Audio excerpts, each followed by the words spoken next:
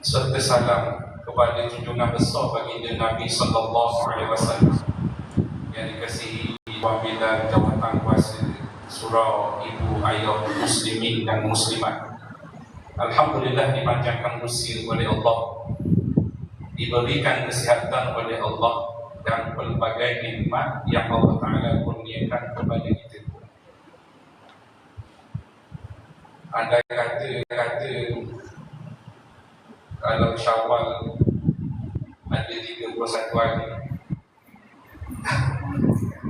rakyat Malaysia akan meraihkan Syawal sampai 31 hari.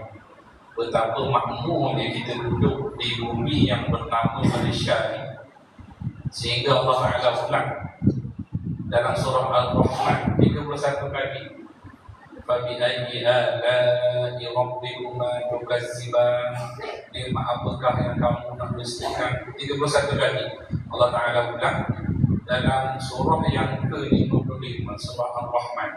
Baik, apakah nikmat yang kita nak dustakan, yang kita dapat daripada Allah Subhanahu Wa Ta'ala? Untuk kita syukuri, dan kita akan pulang kepada Allah Subhanahu Wa Ta'ala, nak membicarakan daripada awal kita lahir sampailah kepada alam barzakh dengan jawapan-jawapan yang boleh menyelamatkan kita. Jawapan bukan sebarangan jawapan. Kita bersungguh dalam menghadapi contoh dalam peperiksaan yang ada di dalam alam persekolahan, alam universiti. Sungguh kalau kita nak jawab soalan SPM tu beberapa bulan, setahun yang pertama tu, dengan kombinasi guru, kombinasi ibu bapa dengan makan, dengan solat hajatnya, dengan doa ni, nak sampai kepada peperiksaan tu, hari peperiksaan tu bersungguh supaya boleh menempuh kejayaan. Begitu juga kita nak ambil diploma, begitu juga kita nak ambil master degree sehingga kepada PhD. Kalau buat viva PhD tu, kalau balik suami isteri itu dah idea keluar. Sebab payah nak buat keluar sebarang tesis yang menggunakan akal yang begitu mantap. Tetapi itulah kita berusaha dengan bersungguh untuk menjawab soalan-soalan yang kita nak sesuatu, nak CG ataupun nak sebarang apalah yang keduniaan. Begitu juga kita duduk atas dunia ini, sejak daripada kita akhir balik, kita akan bawa semua perkara-perkara yang kita buat atas dunia ini untuk dijawab. Dijawab pada siapa? Dijawab kepada Allah Subhanahu Wa Ta'ala. Adakah sama kita bersungguh dengan peperiksaan yang disebut tadi, dengan peperiksaan yang sebenar, dengan semua orang akan jawab kullu nafsin za'iqatul maut. Saya sendiri pun akan jawab, tuan-puan pun akan jawab, ibu ayah pun akan jawab.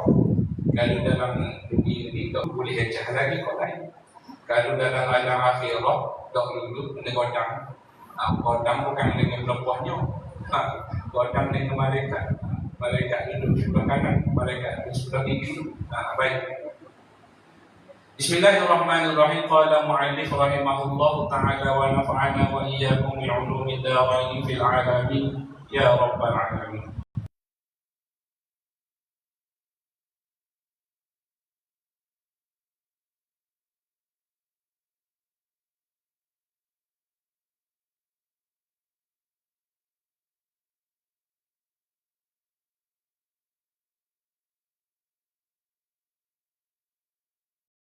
Nak tenang, hendaklah dia zikir kepada Allah. Bukan kerana kita tidak ada duit, tidak tenang.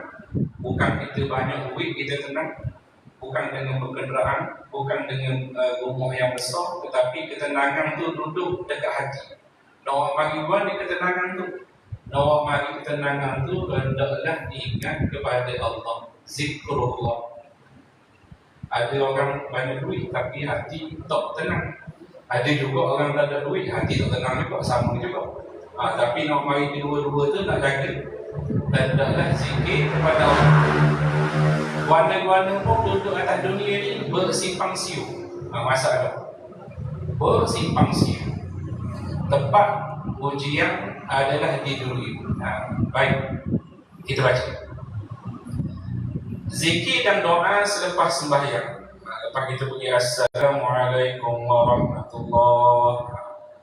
Lepas tu ulama menggariskan panduan zikir pula, ulama bicara pula tu ada zikir hasanah, ada zikir darajah.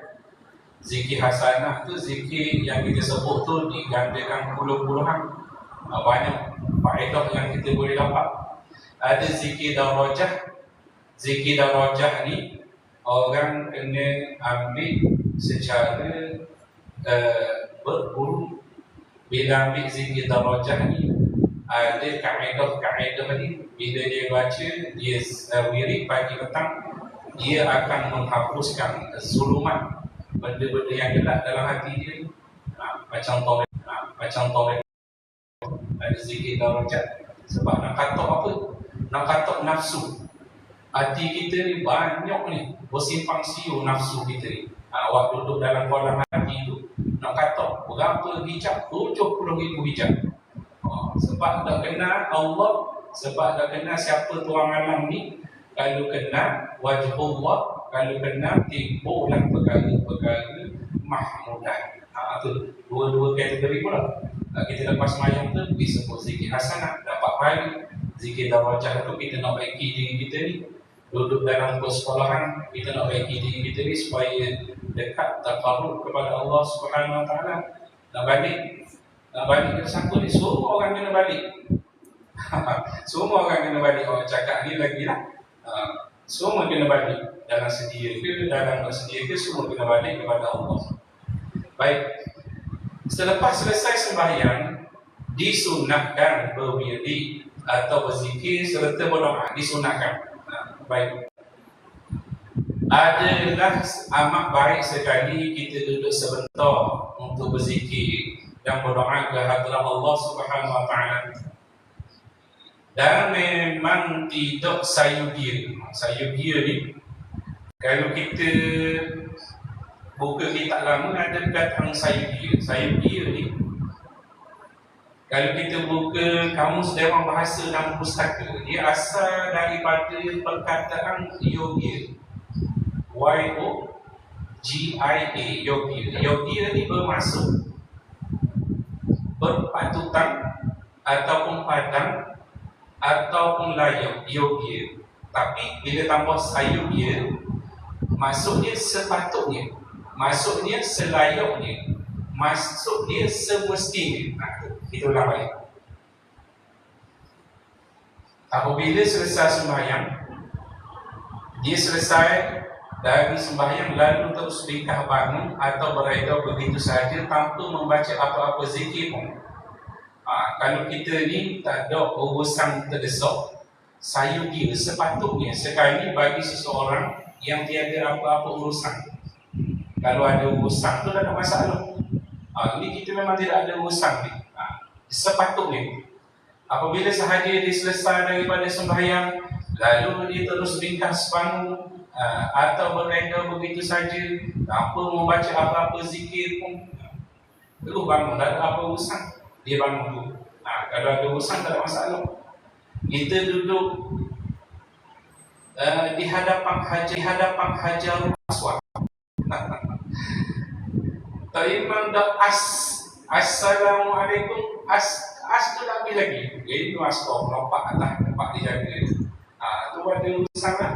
Bila duduk di hadapan kampung apa semua, kecor seorang nak. Ta'iman dah habis lagi salam. Dia pun faraqah lah dengan Ta'iman. Situ. Sebab nak cium Hajar Aswad. Tapi kita buat duduk belakang dalam Masjid Haram. Kita boleh selesai sebenarnya kalau kita duduk buat haji, buat umrah, daripada imam bagi salam tu, kita boleh istighfar 3 kali. La ilaha illallah wahdahu la syarika lah, lahul mulku wa lahul hamd, yuhyi wa yumiit wa huwa ala kulli syai'in qadir. Sempat baca ayat kursi. Sebab selepas daripada itu Bilal akan sibuk untuk salat jenazah. Daripada salam imam di Masjidil Haram tu kepada sibuk salat jenazah tu sempat boleh selit dengan zikir ibadah. Tapi kalau kita ada tawaf yang kita nak sambung tu. Perbuatan sedemikian menggambarkan sikap kurang kasih dan hormat kepada Allah Ta'ala, serta menunjukkan sikap mementingkan dunia yang fana, dunia yang sementara. Selain perbuatan itu amat merugikan sekali. Bilakah gerangannya untuk memperbanyakkan bekalan hari akhirat? Kalau lepas memayang pun kita dah ambil peluang kat lain, tengok naik motosikal, tengok naik kereta, tengok kerja, kan kita.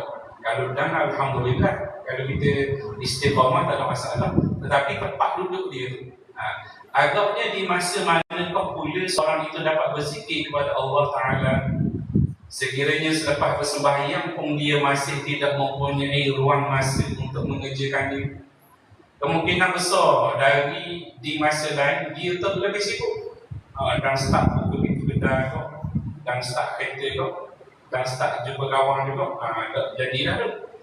Kemungkinan besar di masa lain dia lebih sibuk lagi yang menghalangkannya daripada meluangkan masa untuk berzikir. Oleh itu tak usahlah tertipu dengan kehidupan yang tidak menentu tempoh tamat. Kita dah tahu boleh. Kita dah jamin orang kita ni esok dan kedok. Tak ada jamin, tak ada dalam jaminan. Dan janganlah merasa sangat kikir ni dekuk untuk berzikir yang hanya cuma dalam sedikit masa 5 minit, 6 minit. Itu Allah Ta'ala beri 24 jam. Tapi tak ingat Allah, tak ingat Tuhan sekalian alam, nak ambil 5 minit tu. Janganlah boleh kita tergolong dalam golongan yang Allah sebutkan dalam surah Al-Takasur.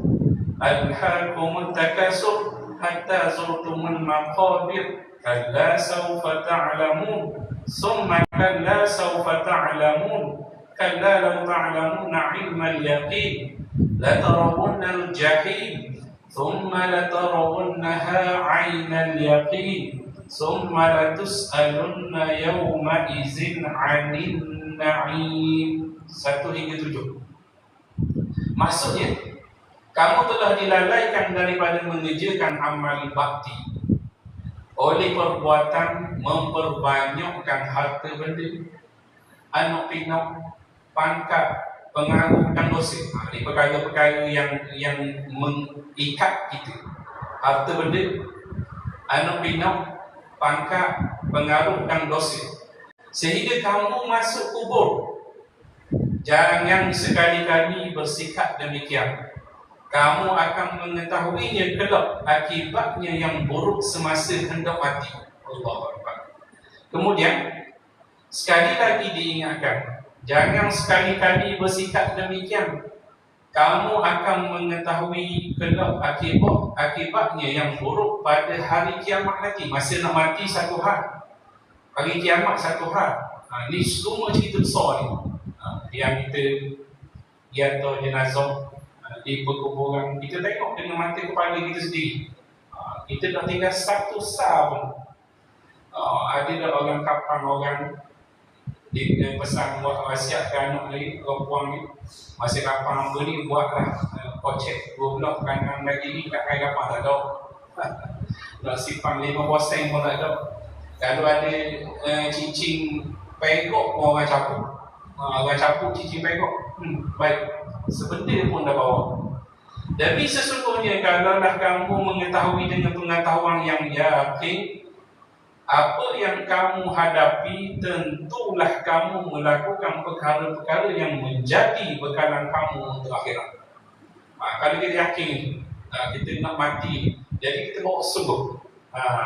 Tapi kalau dah ingat, lambat lagi. Waktu orang lain, waktu mati, waktu Wahat mati, waktu Daulah mati, kita lambat lagi. Lambat lagi.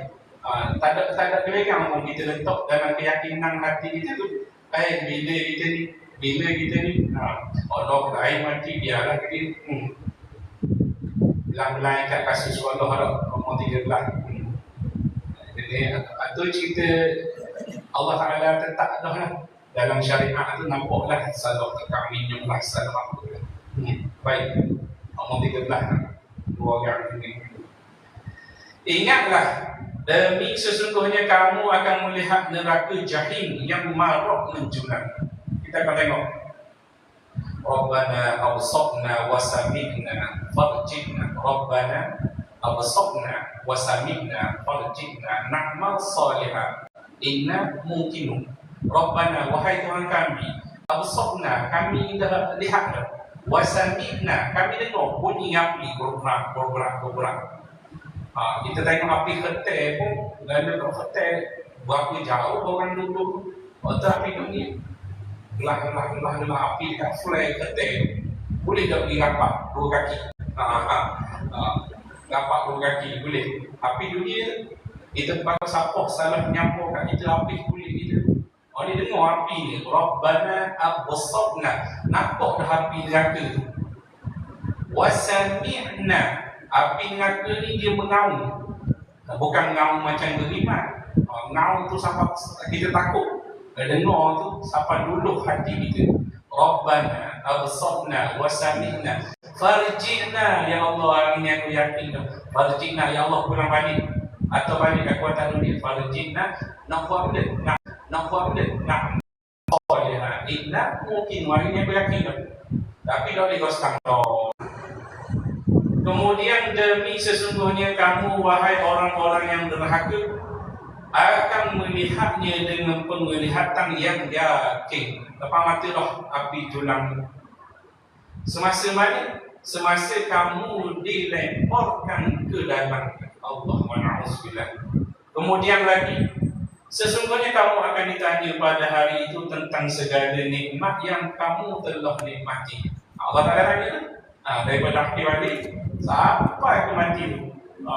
Desain bagaimana, nak gimana, buat apa, anak lagu mana, Allah Akbar. Kalau duk fikir atas kepala bahu ni, rasa macam kabur, macam apa, tapi taklah kita minta kepada Allah supaya Allah Ta'ala redha kehidupan kita. Baik. Wirid adalah zikir. Dia merupakan satu ibadat yang dituntuti oleh agama untuk mendekatkan diri kepada Allah Ta'ala serta memupukkan keimanan, ketakwaan, keyakinan, kesucian rohani dan pembinaan sahsiah muslim dan muslimah yang unggul dan luhur. Baik. Antara kelebihan zikir, antara kelebihan wirid adalah jadi rahsia kepada wajah ni yang bercahaya kepada orang yang amalkan ni. Cahaya dekat mana? Cahaya di yaumul akhirah. Saya ada satu teks.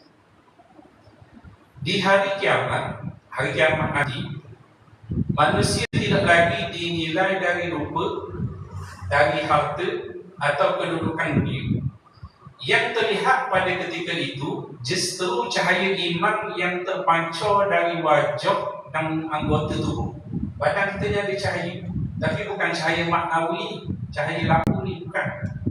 Allah menggambarkan keadaan ini dalam Al-Quran, surah Al-Qiyamah ayat nombor 22.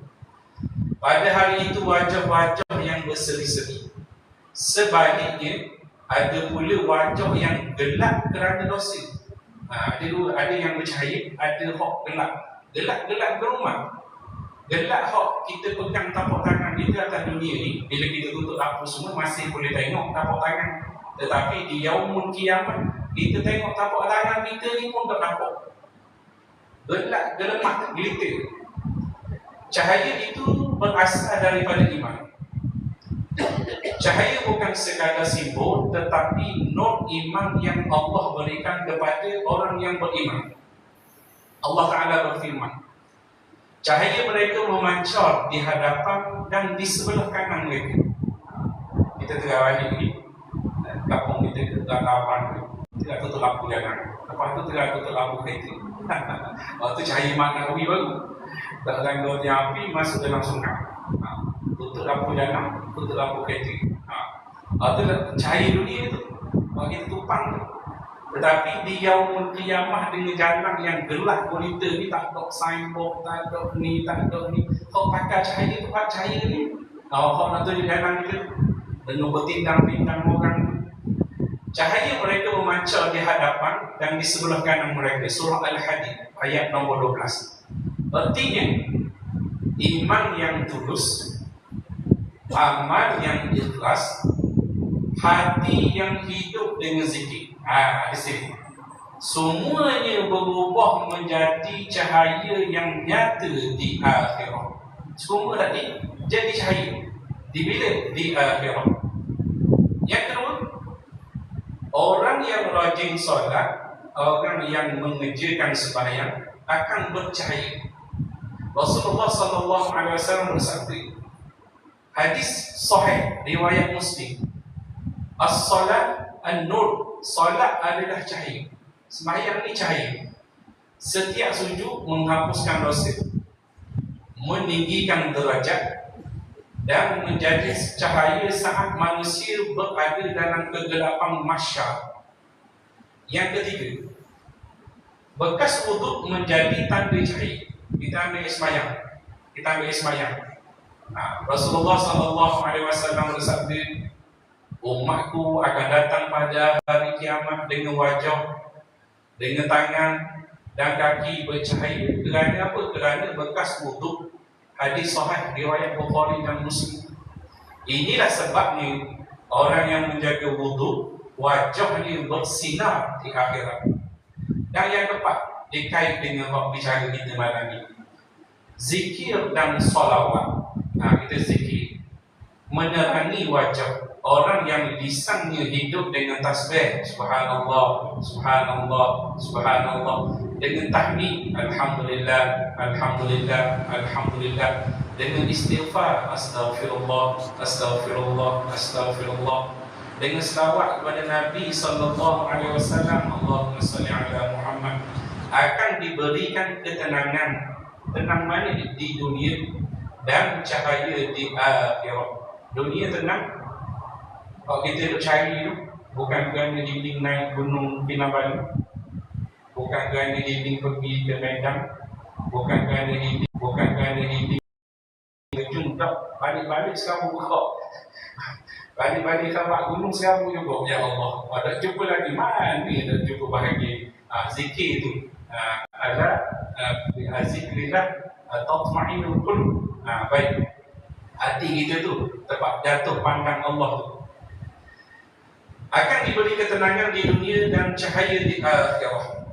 Zikir yang ringan lisan, Allah mudah, subhanallah, subhanallah, di lisan, khafifah bil lisan.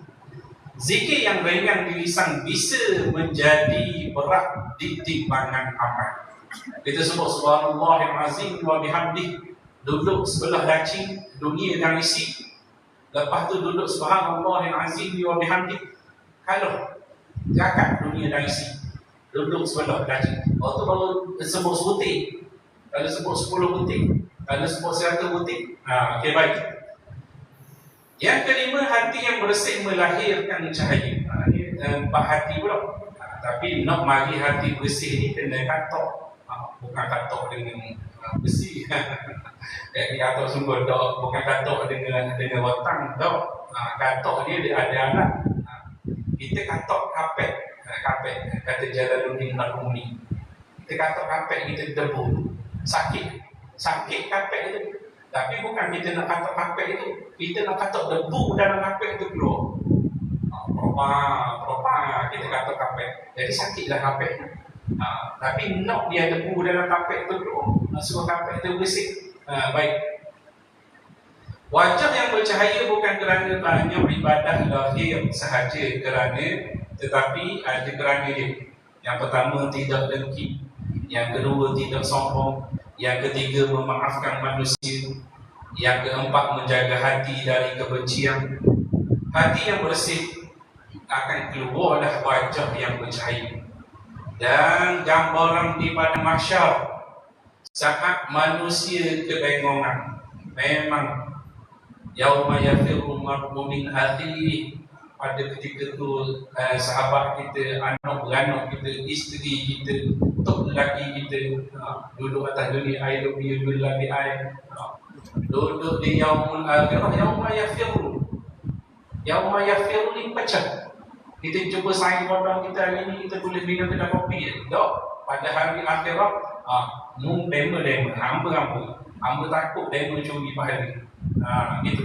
Kita sayang isteri kita, kita sayang suami kita, pada hari itu saat manusia kebengongan yang tidak pernah terjadi. Okey, baik. Ada yang berkeringat, ada yang berpeluh, sampai kat tekok, sampai kat batang hidung, menangis sungguh-sungguh.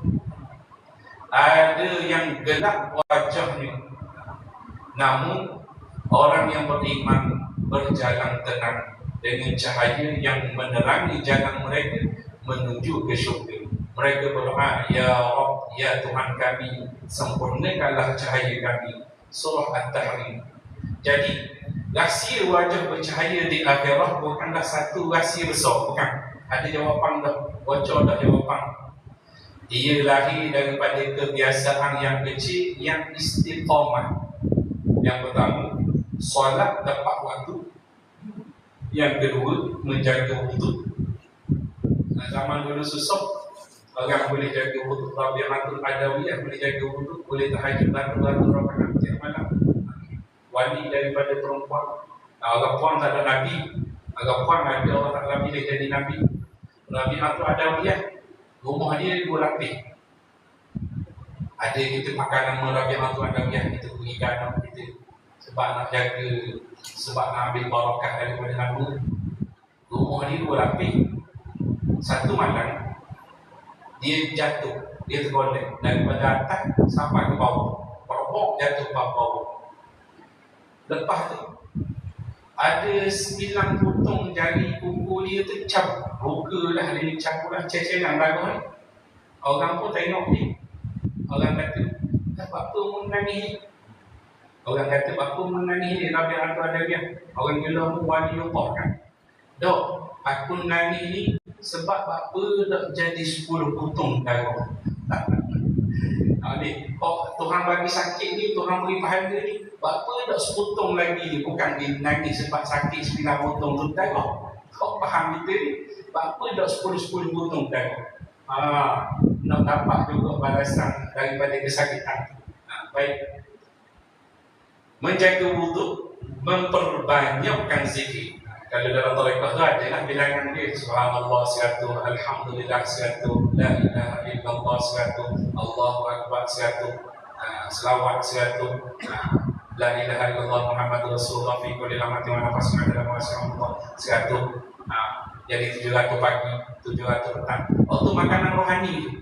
Makanan rohani. Makanan jasmani dah ayam bikin tu. Dengan nasi lemak, dengan nasi kabu, dengan nasi tumpang, sempuk dengan nasi. Macam-macam nasi kalau di Kelantan tu dia buat nasi pulau, ada pulau tu pun ayam kampung Allah sedap. Murah pun dah. RM2.5 tak pasir putih. Kalau turun subuh dulu boleh have breakfast di pasir putih. Makan. Mochi ni RM4.5 Kita boleh tengok dia. Sekira kali ni nasi RM2.5, air sedia kuih RM4.5 baik. Boleh diam pasir putih. Okey, baik.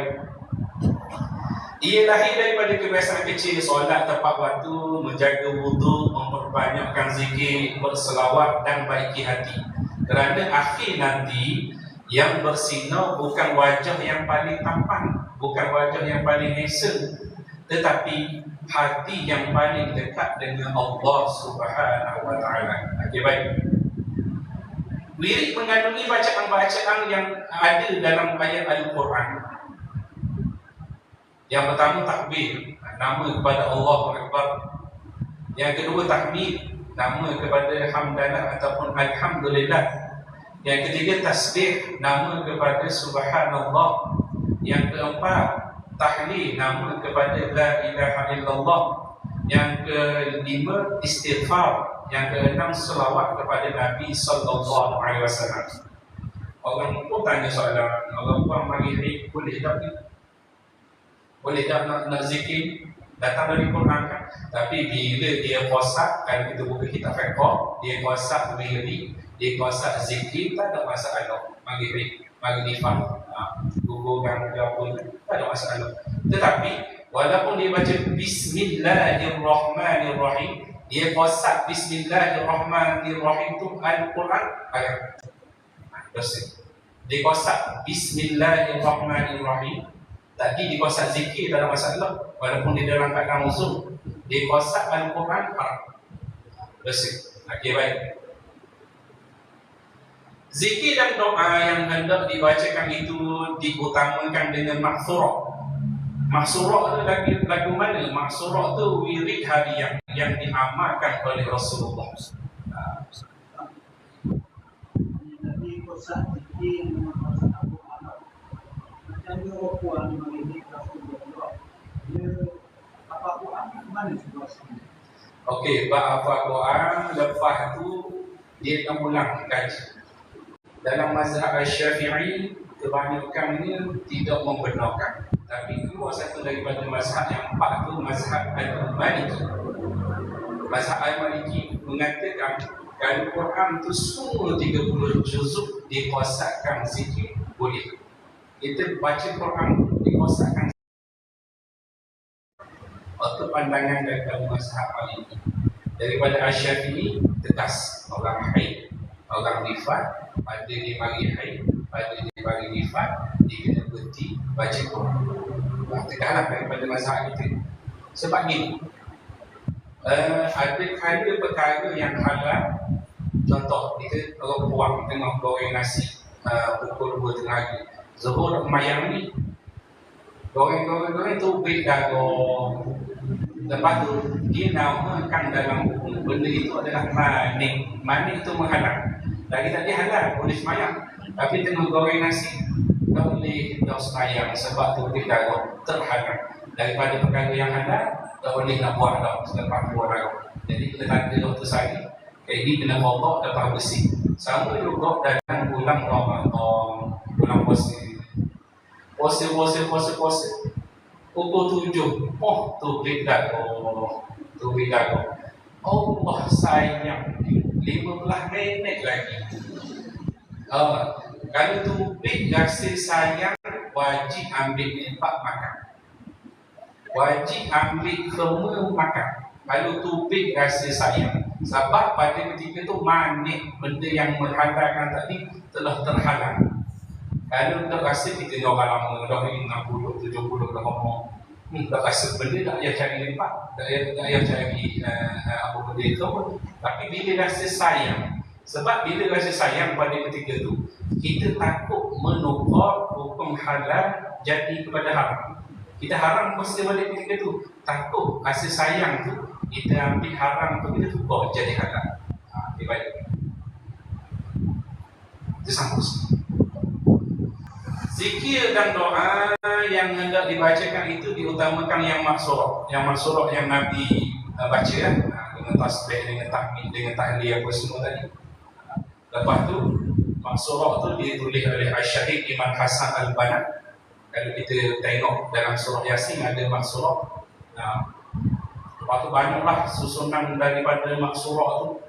Bila kita amal, kalau saya kopi Afi ada 14 kelebihan bila disusun oleh Syahid Iman Hasan Al-Banna. Apa yang Nabi baca itu, kita wirid yang pertama, tidak dihampiri syaitan. Yang kedua, rumah dan keluarga selamat. Yang ketiga, Allah mencukupkan apa yang diperlukan. Yang keempat, orang yang membaca natijahnya adalah syurga. Yang kelima, selamat daripada sesuatu. Itu amal maksurah. Yang keenam, Allah menyempurnakan nikmatnya ke atas pembaca. Itu amal maksurah. Yang ketujuh, Allah berhak meredainya. Yang kedelapan, tidak ada sesuatu yang mendatangkan mudarat ke atas ini. Mudarat disebut sekarang ramai banyak. Orang nak petek dia, orang nak masuk dalam rumah dengan accident, dengan salah, macam-macam hal. Mudarat pada hari ini. Kita tak mau. Kita dah buang 50 ham, 57 dekat dah nak patching. Tapi Allah Ta'ala pilih ujian besar. Tak mau jadi. Tak mau mikir dah benda susah-susah. Benda naik turun mahkamah. Tapi gitulah. Dah tulis di lemah. Lepas tu terhindar daripada syirik. Kita amal maksurah. Lepas tu selamat daripada bisa binatang, daripada ular, bisa apa semua. Yang ke-11, dimudahkan menyelesaikan hutang-hutang, hutang piutang. Kita amal maksurah. Yang ke-12, berhak mendapat syafaat hari kiamat. Yang ke-13, siapa yang membaca waktu pagi akan dipelihara oleh Allah Subhanahu Wa Taala hingga ke petang. Lepas tu pula, siapa yang baca waktu petang, Allah Ta'ala pelihara sehingga waktu pagi esok. Dan yang seterusnya, yang ke-14, mengamalkannya umpama mengamalkan sunnah Rasulullah Sallallahu Alaihi Wasallam dari sudut zikir dan doa dan kelebihan. Kita ni, orang Islam ni dah lekang daripada ittiba', daripada tiku siapa? Tiku pada Nabi Sallallahu Alaihi Wasallam. Daripada celai mata. Alhamdulillahilladzi ahyana ba'da amatana wa ilaihi. Daripada tidur tu kita dah start dah. Tipu siapa? Tipu Nabi. Doa. Daripada mati Allah Ta'ala hidup.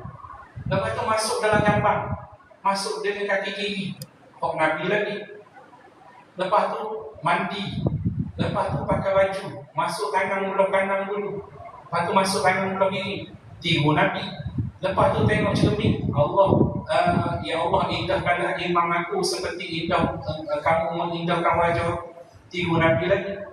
Lepas tu sikat rambut, tiga Nabi lagi. Semua tu kita kosak niat tu dari mana bangun tidur sampai kepada tidur balik. Allah, banyak mana pahala dalam hidup setahun tu 360 hari. Satu hari itu boleh berpuluh-puluh kita iktiraf, kita tiru sunnah Nabi Sallallahu Alaihi Wasallam. Topik daripada rumah, rakuh kaki kiri. Lepas tu pergi masjid, ambil wudu, ikut Nabi pula. Masuk surah, masuk masjid, baca Allah maftahil abwaab rahmati. Pahali tu, ikut Nabi juga. Masuk dalam masjid, masuk dalam surah, kaki kanan. Lepas tu keluar, lepas tu kerja. Nabi Sallallahu Alaihi Wasallam tegur sendiri susu kambing, susu unta dengan tangan. Sebab apa aku kerja hari ini? Sebab apa aku nukang ini? Sebab aku nak cari nafkah anak isteri. Ikut siapa? Ikut Nabi. Allahu Akbar. Lepas tu makan dengan tangan kanan. Semua tu baca bismillah. Simple je tu. Makan dengan tangan kanan. Lepas tu minum air 3 teguk. Lepas tu semua ikut Nabi SAW. Lepas tu sebut alhamdulillah. Lepas tu nak masuk tandas, nak kencing, nak baikkan. Allah. Komplit. Tidak ada satu benda pun umat Islam terugi, bertuah di nyawa bila Allah Ta'ala bagi kita sebagai umat Islam. Siapalah nanti perkara Bismillahirrahmanirrahim ahya wa amut. Dengan nama Allah yang menghidupkan dan mematikan. Okey, baik. Tapi Allah orang apa? Ada tahlil mana ni? Banyak ajak je, tahlil tak waktu baik. Zikir dan doa hendaklah dibacakan, itu diutamakan yang maksurah. Yang maksurah Nabi baca dah, Nabi sebutkan, iaitu yang datang daripada Al-Quran dan Al-Hadis. Kemudian tentang panjang pendek membacanya, terpulanglah kepada keadaan dan masa yang sesuai bagi seseorang. Ada pun wirid yang telah diamalkan, yang sedang diamalkan oleh sebahagian besar pada jemaah selepas salat fardu maghrib dan subuh, yang termaklum adalah dikenali dengan wirid yang diwarisi oleh Syekh Al-Imam Ahmad Al-Qashashi daripada ulama Madinah Al-Munawwarah, sebagaimana yang telah disebut oleh muridnya yang bernama Abdul Rauf dalam kitab Umdatul Muntahin, yang beliau sendiri nakalkan daripada kebanyakan orang Madinah. Rasul yang semasa dengan beliau menyatakan bahawa wirid tersebut dibacakan pada tiap-tiap lepas sembahyang 5 waktu. Abdul Hamid bin Ahmad Melaka Ar-Rawi. Tahmilul Musalli, rujukan dia. Ayahku ni, almarhum ayahku ni bagi kredit kepada Abdul Hamid bin Ahmad Al-Melaka Ar-Rawi. Dalam kitab yang diambil Tahmilul Musalli, muka surat 31, percetakan Matba'ah Al-Alminiyah Singapura, tahun 1350 Hijrah, 1932 Masihi. InsyaAllah nanti kita terus balik. Ada solat hajat pada malam ni. Apa yang baik di sisi Allah, yang kurang pada lemah diri saya. A'udzubillahi minasyaitonir rajim. Bismillahirrahmanirrahim. Alhamdulillahi rabbil alamin. Wassalatu wassalamu ala asyrafil anbiya'i wal mursalin wa ala alihi wa sahbihi ajma'in. Rabbana atina fid dunya hasanah wa fil akhirati hasanah wa qina azaban nar. Wa sallallahu ala sayyidina Muhammadin wa ala alihi fi kulli nafhatin wa nafasin 'adada ma wasi'ahu ilmullah. Walhamdulillahi rabbil alamin.